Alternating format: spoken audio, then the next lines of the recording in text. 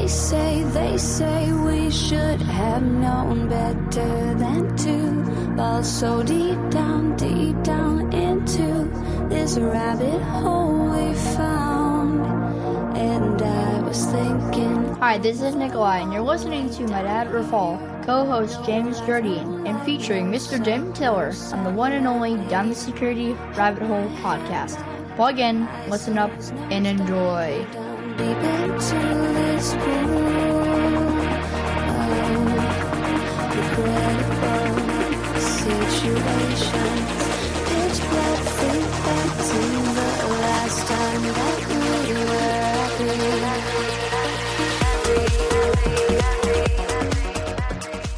All right, good morning, good afternoon, and good evening. Welcome down to Security Rabbit Hole, episode 659 of the Down to Security Rabbit Hole podcast. We're taking a short break from the AI series that we're doing, which, by the way, you guys are really thank you for all that response. It's been great between the texts and the messages and the big download numbers. Apparently, we hit a nerve.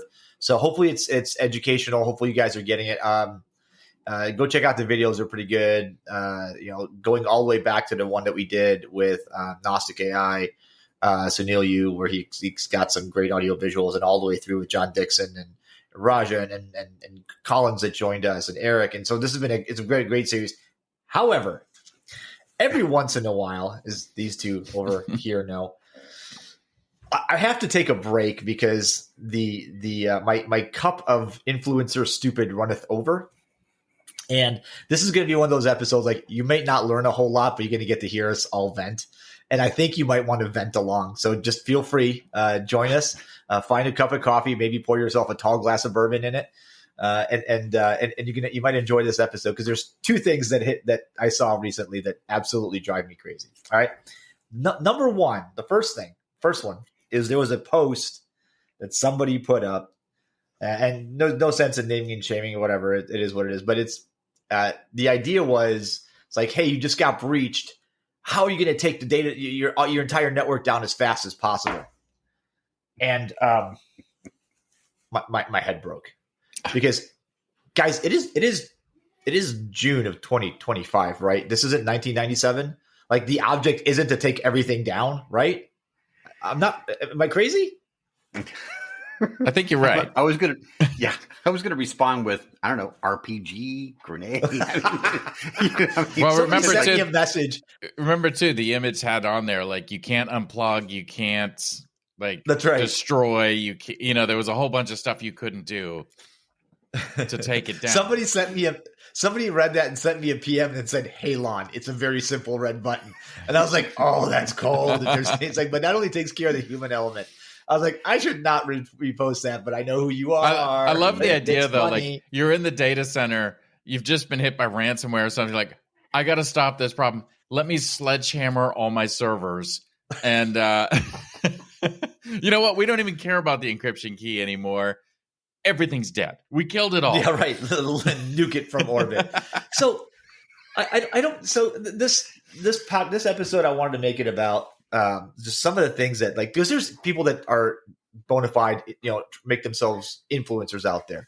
That's the top 100 this and cyber influencer that, and on this list and on that list, and they've got a long list of things that they put behind their names about how why you should listen to them.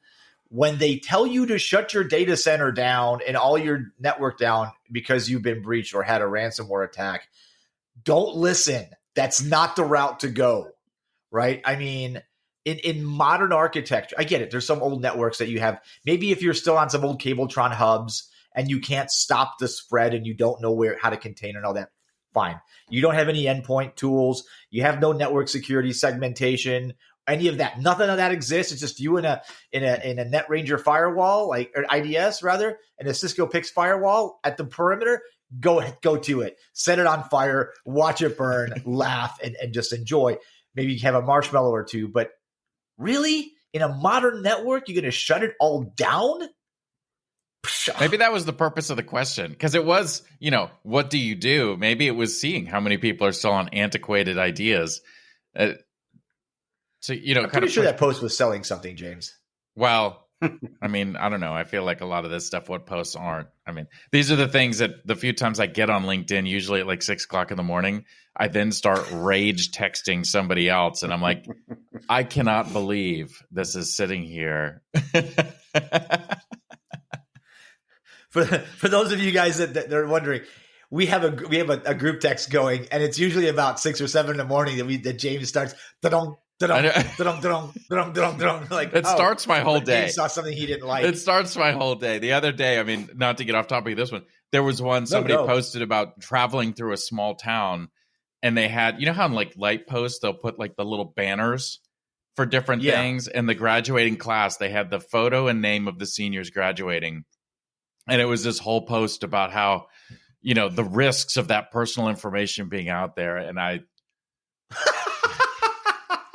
your response to that, James, was priceless. It was excellent. I loved it. I don't even go to LinkedIn anymore. I just got our stream. I know. Right. I don't. Come on. That is the Fonz jumping the shark. That is Batman with shark repellent spray. That is dumb. In a world where facial recognition is the standard. By the way, I went to get a new pair of glasses. If you think we're staying on topic, you're wrong. So I went to get a new pair of glasses, and my prescription expired, so I can go get a new prescription and all that. But because they don't fit under my hockey helmet very well, right? These are wide and like it squishes it's not comfortable. So I got a pair of like wraparounds. And they now make glasses. You can go look this up. Zenni.com. I was where I was shopping. They make a pair of infrared blocking sunglasses, the goal of which is to keep scanners from catching your eyes and being able to, like, so you can, if you go up to like one of those face recognition software tools, it will block out the scan from the part where your eyes are. And so it won't get a picture of you. Okay, that's cool. Now, it's a real thing. That is a real thing. Seniors banners? Really? Did you run out of ideas that day? I mean, I started funny. My response, right, was I grew up in a small town. Let's stop ruining small town traditions. I mean, it's right. Let's be like plausible about the issues that are going on. Honestly, my concern, like, I'm good with people sharing, like, put your thoughts out there and have discussions about them. We don't learn unless we put that stuff out there. My fear is that when we talk about the influencers, and Raph, we had that podcast, remember, where we talked about influencers. It was great. We get to that point though where somebody's got a really high title, somebody that's not security or is news to security sees something that's posted like that, and all of a sudden they take that back, and it's like, we can't do this anymore, without giving any more in-depth thought to it, or, you know, what is our risk in our situation? It's just, oh my gosh, we can't do that.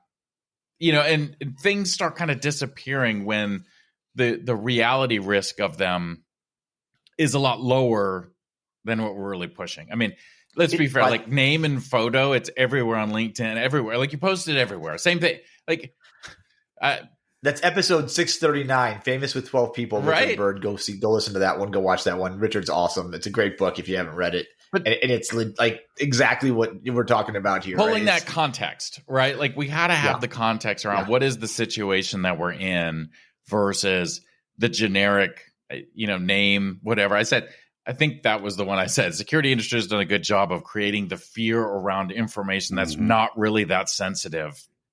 Right. You know, I mean, to be fair, last I checked, and it's been a few years, there were no data breach notification laws that required name and photo to be. I tell you what, though, those big thick books that showed up on all our driveways once a year, that was a massive data breach because it showed everybody's name, phone number, and address. Yeah, everything. Every year they dropped it off.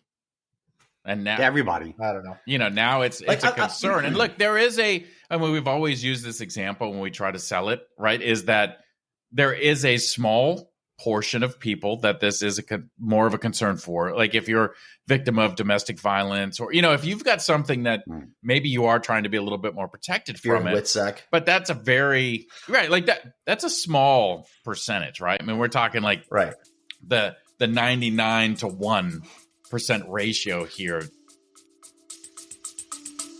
Let's take a quick break. Should I be excited or afraid of AI? The answer is yes, it's both. Things are going to look so different in the next couple of years. You will not be ready for the disruptions that are going to come.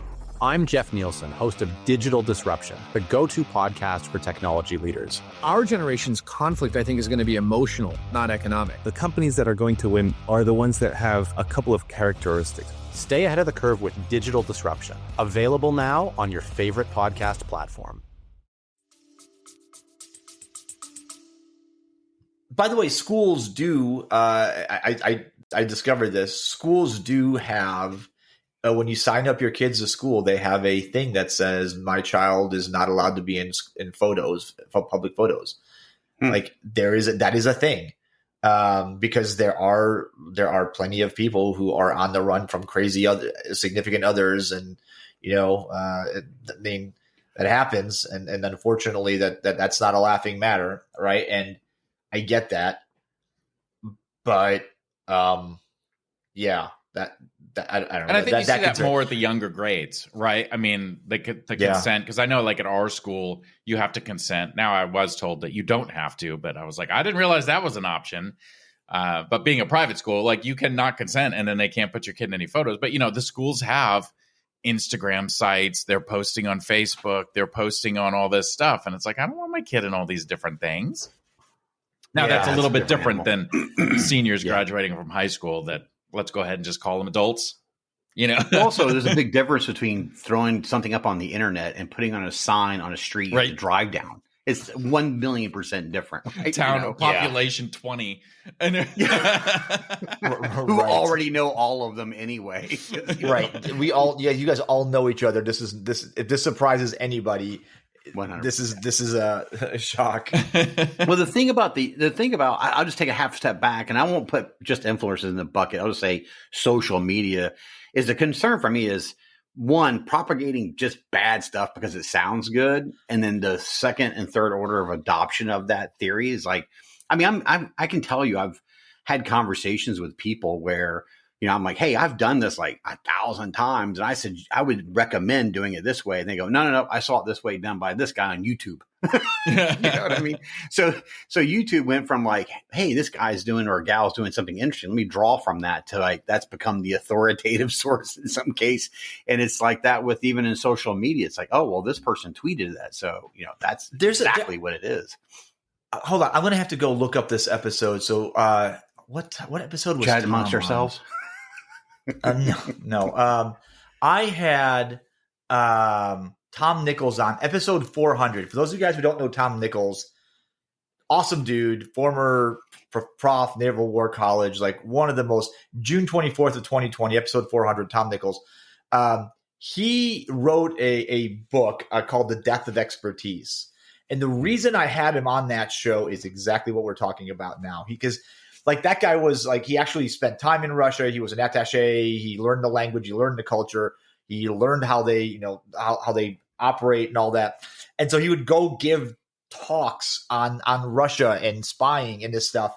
And he would walk off the stage. He'd be like, no, I think you're wrong. Let me tell you what this thing I read on Reddit or something. He'd be like, are you serious right now?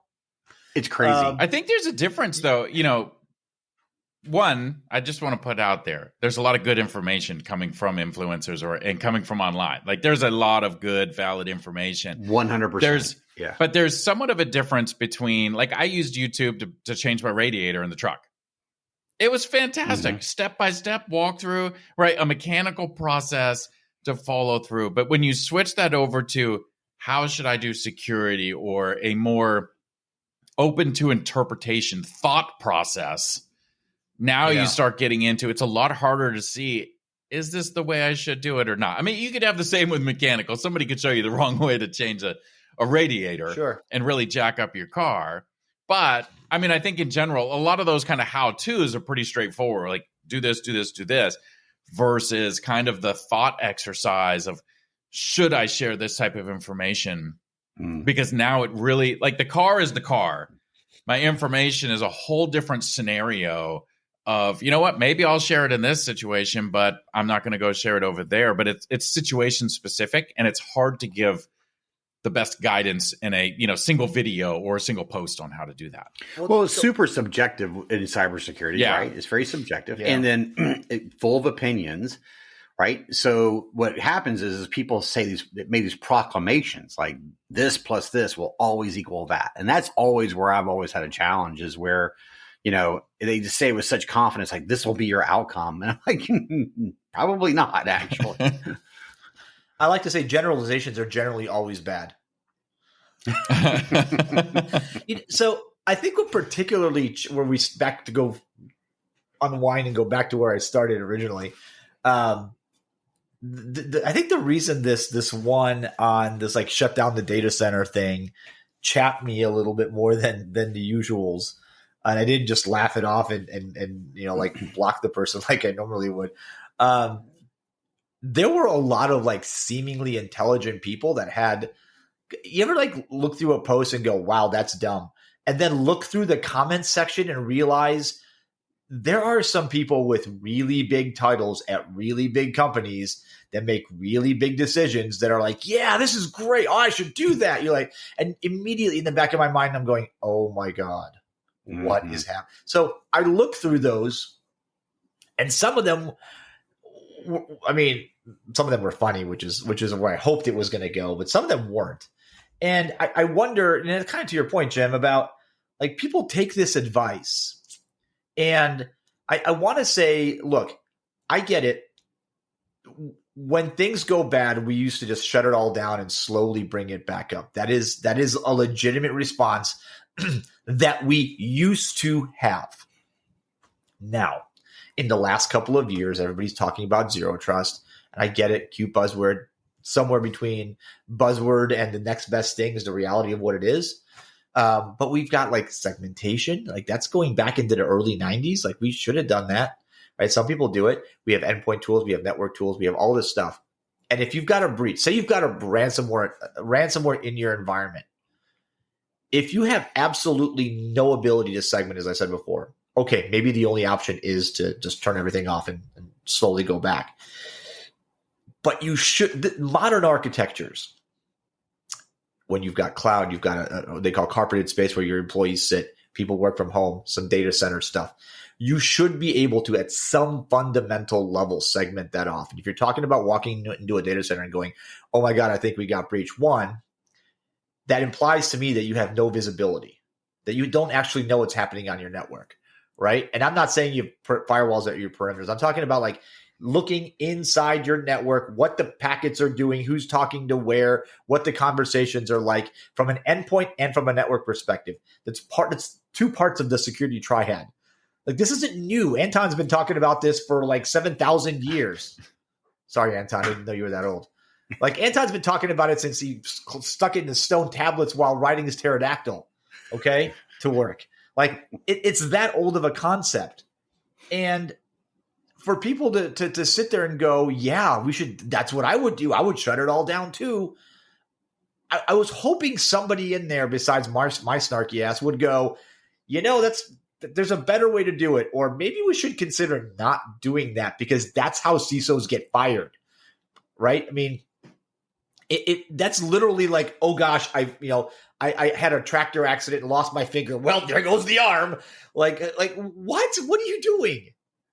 I don't know. I keep ranting. I'm going to stop myself and let you guys say stuff because. I think there is absolutely. We have to clarify, like you said, we have to legitimize that there was a time where you would do that, and the idea of segmentation and building that and building those capabilities is to minimize the exposure of your environment to having to shut it down or to having to access the internet off or access other systems off, right? So the fundamental thread is there. The problem is you're trying to apply it to a world that you have to design for that capability, right? So It's not like, how do you shut it off? It's like, here's a very sophisticated set of processes you have to follow in how you build your infrastructure to facilitate that, right?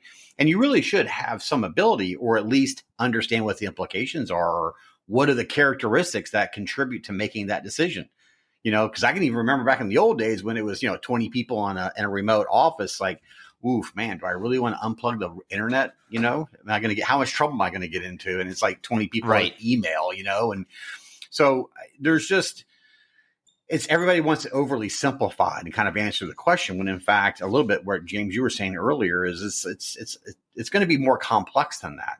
100%. And sometimes shutting it off is the worst thing you can do. Right. I think that's where it gets really interesting. The platform in which these questions come up, right? Because in this case, right, it was basically a meme photo and just what would you do? And in which on one side creates a great opportunity to say, hey, let's have a discussion on this. Maybe there are a lot of people getting into security or have been in security that they wouldn't know what to do. I mean, it almost sounds like an interview question. I want to see your thought process, but maybe you don't know what to do. And you know what? This is the conversation starter. But then it's really just comments. And we know from social media, 45%, probably I'm just making that number up because all statistics are made up, are just people trying to rile other people up. Let me just throw some garbage in here. And you're doing it all through comments. So you don't really get a clean discussion and a platform to be able to say, hey, this is a great topic to bring up. How do we turn that into a community discussion?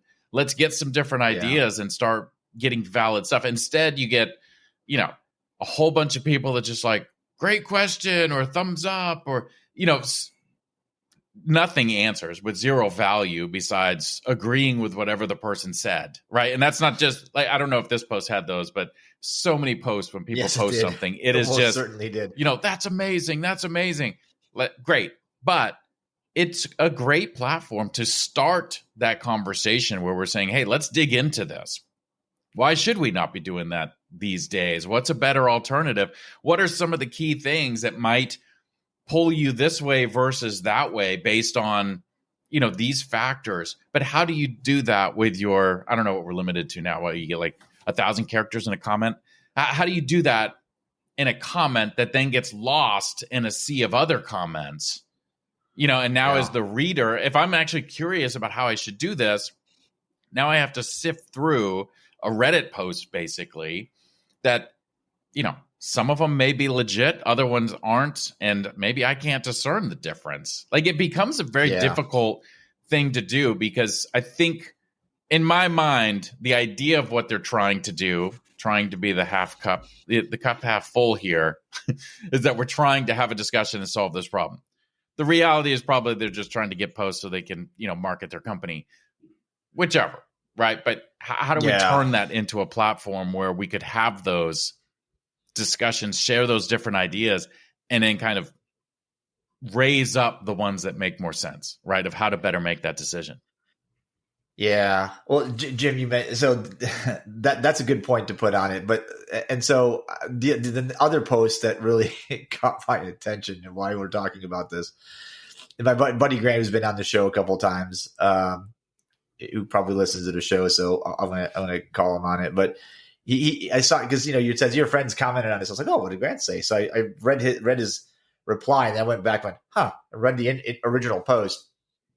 And apparently I didn't know, I didn't realize that like accepted truths had become back up for debate.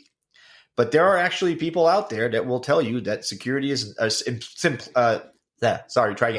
complexity is not the enemy of security, that something that is more complex is not less secure. I didn't realize that up was down and down was up and Christmas was 4th of July anymore. But I kind of lost my mind for a minute because I used the example of like, because we James is changing radiators, Jim's building cars, and I know something about a little bit about cars. I know how to make them go fast. So I use the car analogy, and I said, well, a 95 Chevy big block versus a 2025 Chevy engine right now, like complexity difference. Which one's more likely to break down? Which one's more likely to get accidentally repaired wrong or something done wrong to it? Or which one's more likely to break? And I stand by that analogy. Now, I'm not saying, again, going back to modern architectures, right? The world isn't complex because you've got Amazon, Google, Microsoft, 17 other clouds and other places. You've got data centers. You've got work from home folks. You've got Macs, Windows, Linux is probably somewhere. You've got some antiquated operating systems. You've got modern things. Like the world is complex and completely non-homogeneous. That said, if you're going to tell me that a system that has 7,000 APIs is no more or less secure than one that has 2, I'm going to find that hard to believe. Yeah, you're crazy. Because what we were saying this earlier is ability to secure something is directly inverse proportional to the amount of complexity. It is a one-to-one law physics. It's like thermodynamics. You're not going to, you can't change it, and that's why, back in the day we say, hey, you can make, you can 100%. And you'd say, oh, I can make that system perfectly secure, but you would never be able to use it. It would be buried in a concrete, cavern a mile on the ground kind of thing. And, we jokingly said that back then, but there is a fundamental to it, is that the more people who use it, the more it's used for, makes it more difficult to secure, and to the point where you do reach this usability ratio. And it is the complexity ratio. It is the ultimate ratio of, hey, if you want to use it and the more complex it gets, it's going to be really, really difficult to secure. I think the correct statement would have been more of complexity is the gateway to opportunity. And the more complex I can get you to make your system, the more opportunity I have to create a solution to solve your complexity problem. Right. I mean, I love it. James is always the entrepreneur. I love it. You can tell which one of us is the got the head for this. That is so well said. I mean, I think there's a VC somewhere that wants to give you money. But I mean, you think about it. I mean, you're right. I mean, complexity, the more complex we make it, obviously, the more difficult it is to do it. I don't know about the 2 APIs versus 7,000, because to me, that's not necessarily complexity. Obviously, the backend's complexity, but from an exposure, 1 API, 1,000 APIs, I'm probably doing the same thing to every one of those, as far as hopefully they're all sitting behind. Okay, my example sucked. Point taken. Move on. But when you start saying, I think more from a complexity, I have Google Cloud, I have Amazon Cloud, I have this, then we're on the back end doing all these different things. It's exactly right. I mean, because I'm doing something different. The way I'm going to go secure GCP is different than how I'm going to go secure Azure and how I'm going to do AWS, right? I have to do something different. The APIs, right? I do the same exact SDLC for everything.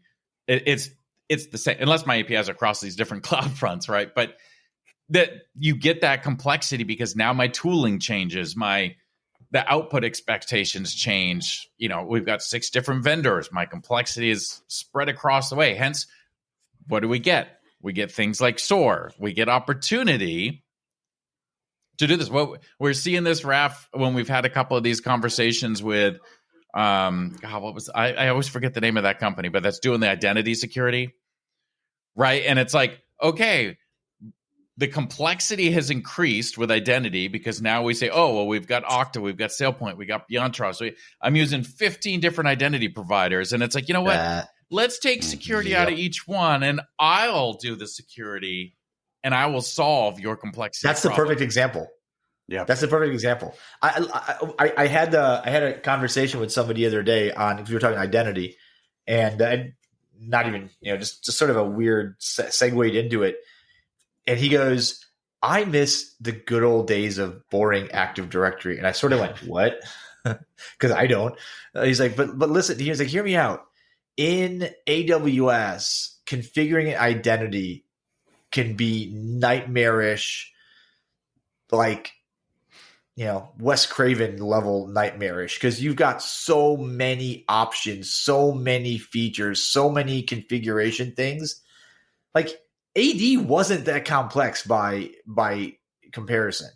That's a weird thing to say to somebody from somebody that's lived through it, right? I have the PTSD, I have the scars where bad AD touched me, but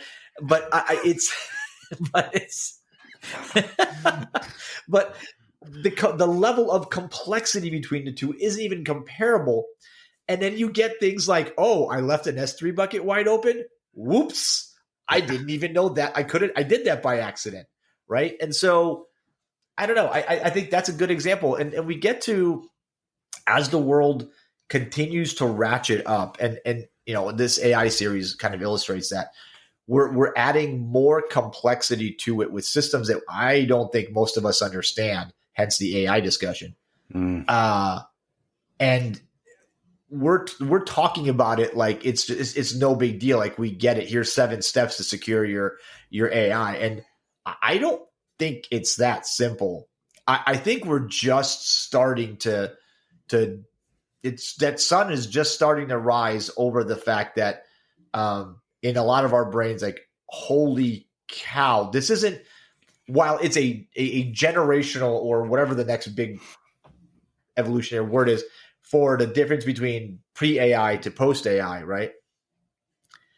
The level of complexity is like Connor McDavid's hockey stick. I mean, it is the more abstraction we add, the more these non-deterministic systems we add on top of complex abstractions. I'm going to tell you, I don't fancy myself too dumb, but this stuff gets hard to try to follow all the way down. And it takes a lot of brain power and not one person, right? It takes a lot of people to try to understand it, the scope of what it can do, and then figure out how do you put it in the box and mark off the edges. That's not easy. I just got to jump in. You've absolutely hit the nail on the head. 100%. I got to say this, man. When you bring in those layers of abstraction, you begin to obfuscate, right?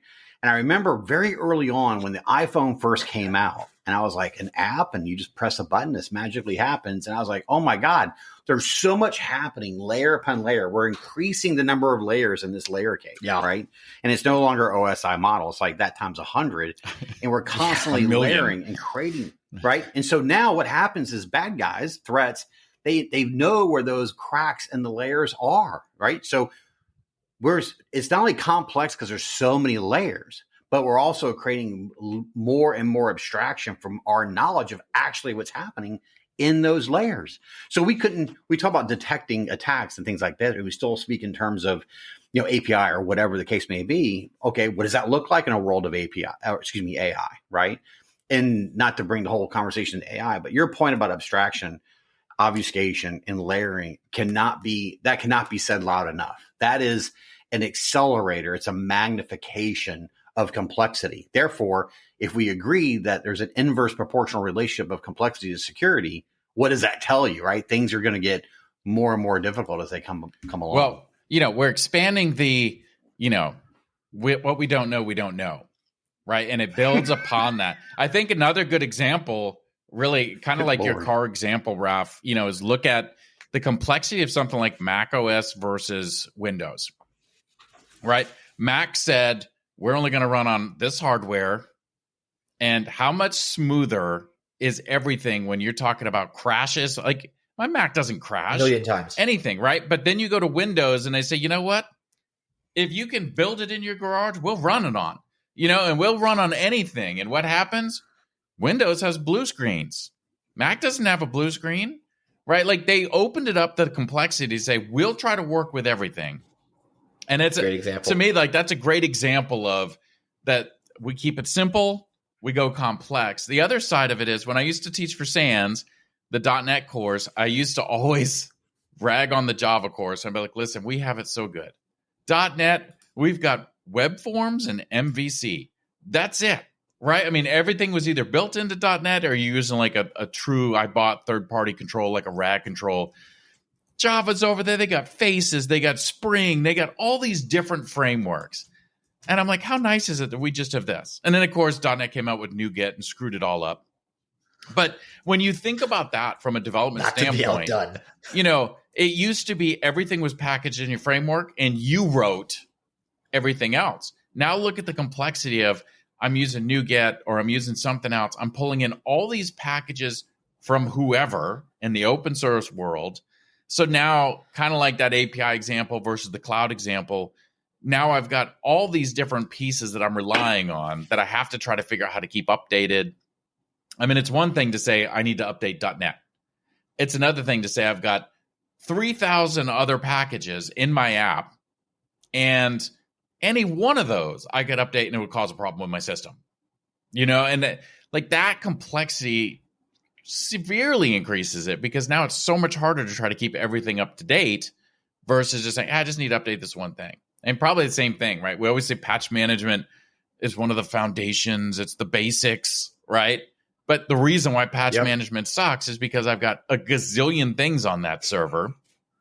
So I can't just go update Windows to the next hotfix without thinking that one of those things is going to break. Yep. And so here, this is my favorite. Hold on. And I was searching this. Do you guys remember this? Yes. Yeah.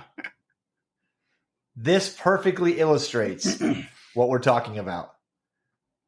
There are like, and if you're not watching the video, it's the XKCD cartoon called Dependency, where it says, all modern digital infrastructure, and there's like one small peg at the bottom. It says a project some random person in Nebraska has been tirelessly maintaining since 2003. I would argue that goes back further, and it's bigger. The top now is a bigger crown, and there's like less and less people that know how the bottom parts of it work. And I'm telling you this because I think it's true that sometime in the near future, something in the underpinning is going to break, or somebody's going to find an exploit in the way, like some of the basic OS, Unix OS level something is going to happen. And we're going to go, oh crap, nobody knows how to fix that. Yeah, it's coming. It's coming because we're all becoming abstraction people. And the assumption is, well, all that stuff below, somebody else is maintaining. It's not relevant anymore. I can do it with AI. Wrong. And yeah. What's interesting, too, about that graphic is it's very clear, right? Like it's point like this is the one thing. But I think to your point with the abstraction and all that stuff, that thing builds up pretty clear like it's against a wall. Right. So everything's building out to one side. So obviously it's hinging on that one pin. But in reality, what we're doing is we're building out in both all directions. So a clear picture of that, you could probably pull that one pin that looks like it's holding everything, but the top is balanced somehow. Right. And it's actually some other thing that's like a 2-pound weight that you wouldn't even think of, that you pluck that one from the middle of the balance and it goes right. Like you knock out that peg and you're like, it's still standing, and then all of a sudden somebody goes and just touches one thing and it doesn't look like a support. It's in the middle of it, but it changed the weight enough. It's like that the scale tipped. James, it's like every game of Jenga I've played with my kids recently. I don't understand. They're pulling out pins and I'm like, it's going to fall. And I'm like, this one for sure isn't. Book over. Like, what the hell? How am I this bad at this game? But you know what I mean? Like we don't know. Yeah, we might look at it and say, no, that's the dangerous spot. And then we have no idea that really everything's hinting around this one little piece that doesn't look dangerous at all. It's kind of like when that years ago when the guy pulled the left function out of one of the repositories. Like there was this whole thing because he had an issue with the licensing or something. And it was the stupidest thing. Like all it was like a left function call. And he's like, you know what? The heck with this. I'm pulling it. And he pulled it and like half the internet broke because everybody can't write their own left function. Right. And so all of a sudden this library disappeared. And it was a huge news deal. Right. And something so simple that you're saying nothing's hinging off of this. And then boom, it's gone. And you're like, oh, shoot. I think that's the scary part is the stuff we think are the problems are probably not the problems. Right. That's the obvious piece. It's this hidden thing that, you're going to accidentally flip that switch. Like, what's this switch do? And you pop it and you're like, what? I mean, I've got literally in my kitchen, there is a switch on the countertop that cuts the power to the dishwasher. So please, if we're dishwashers coming, don't push that switch. You know what I mean? Like you don't know what and when we moved in, we had no idea what the switch did. And I'm like, I just see James going flip. Is this the garbage disposal? Like nothing's happening. That's hilarious. We have one upstairs. Like on, off. There's one upstairs in our bedroom too. There's like a set of like 6 switches, and there's one that doesn't do anything. And we're like, I wonder what it turns off the neighbor's. It turns off the neighbor's entire power switch. Do you guys remember? So total segue, and this is I'm going to end the show because I think we're now we're out of fun things to talk about. But do you guys remember that episode in Friends where they're flipping the switch and they're tearing the apartment apart, trying to figure out what that switch does? I feel like we're getting close to that point in our software and infrastructure development where somebody's going to go, I don't think this does anything, and they're going to remove it, and like half the internet's going to break. We're going to go, wait, how do we put it back? That's it. Well, that's to your point, right? I mean, we're losing the people that know the underlying system to know, oh yeah, this actually controls this other piece. We can't have it in there. But we come along and we do a review and we're like, this doesn't look like it's being used. What is this for? Like, yank that thing out of there. And then they go, yank. That's why I don't do software development, because I would do that all the time and I'd be fired very fast. Totally.